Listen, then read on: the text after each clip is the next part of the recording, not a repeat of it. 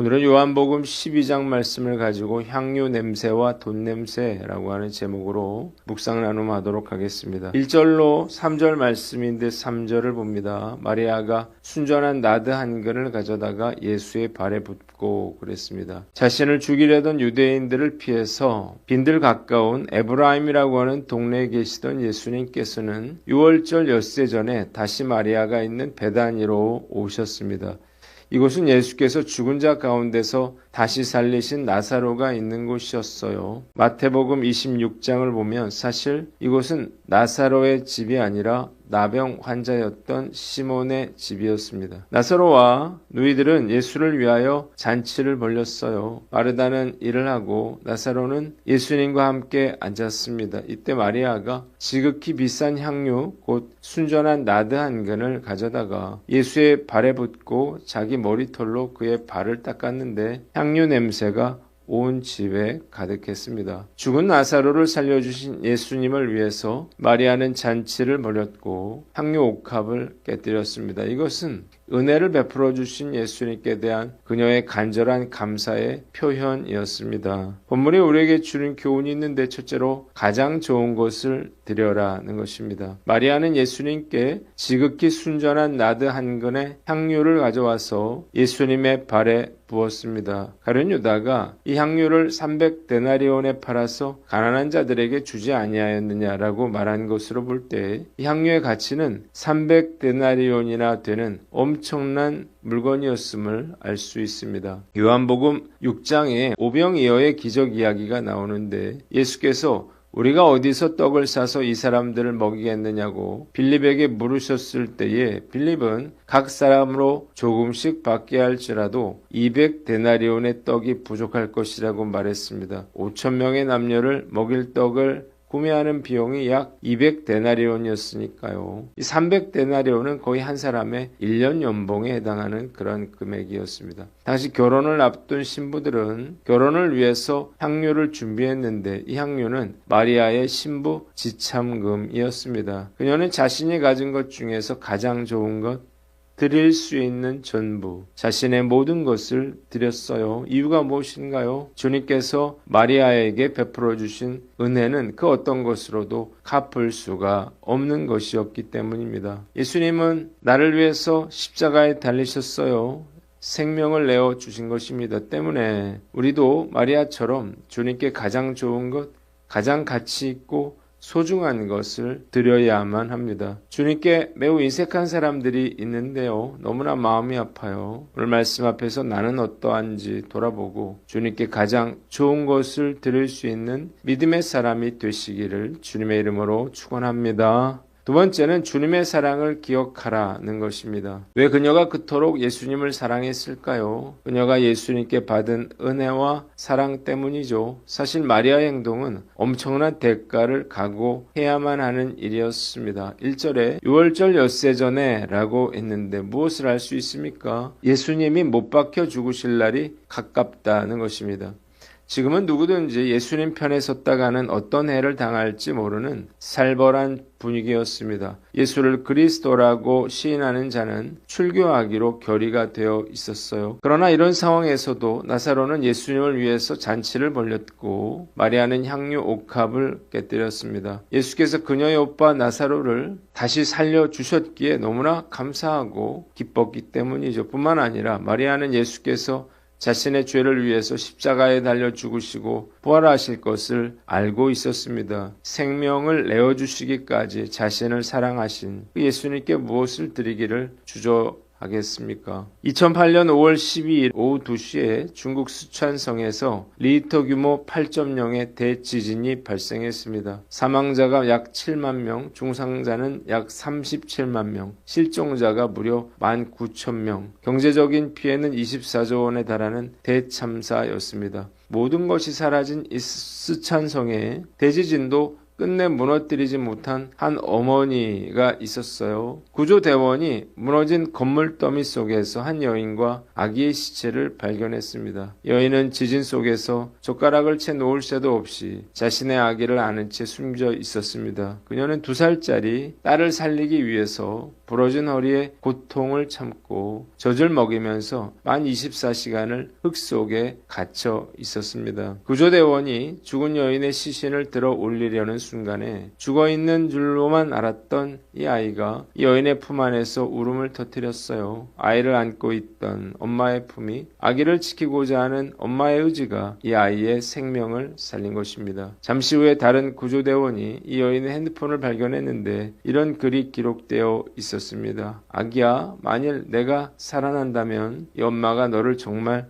사랑한다고 하는 것을 잊지 말렴. 콘크리트 더미 속에 서서히 죽어가던 이 여인이 자신의 핸드폰을 통해서 아기에게 남긴 마지막 메시지는 보는 이들의 마음을 적셨습니다. 모든 것을 무너뜨린 대지진도 이 어머니의 사랑을 무너뜨릴 수는 없었어요. 이 아이가 자라서 자신을 살리기 위해서 희생한 엄마의 헌신에 감사하며 사는 것은 당연한 일일 것입니다. 입으로는 주여 주여 하면서 섬김과 봉사에 인색하기 그지없는 사람들을 볼 때마다 저는 너무나 가슴이 아픕니다. 예수님의 사랑이 어떤 것인지 전혀 모르고 있기 때문이에요. 저는 지금까지 살아오면서 누가 저에게 선물을 줬을 때 눈물을 흘리면서 기뻐해 본 적은 없습니다. 뭔가를 냈을 때 눈물을 흘리면서 춤을 추고 좋아해 본 적은 없습니다. 그러나 예수님께서 저를 사랑하셔서 십자가에 달려 죽으셨다는 사실을 알게 하시고 내가 너를 사랑한다고 말씀하셨을 때에 이 세상에서 경험해 볼 수 없는 엄청난 기쁨을 누리게 되었습니다.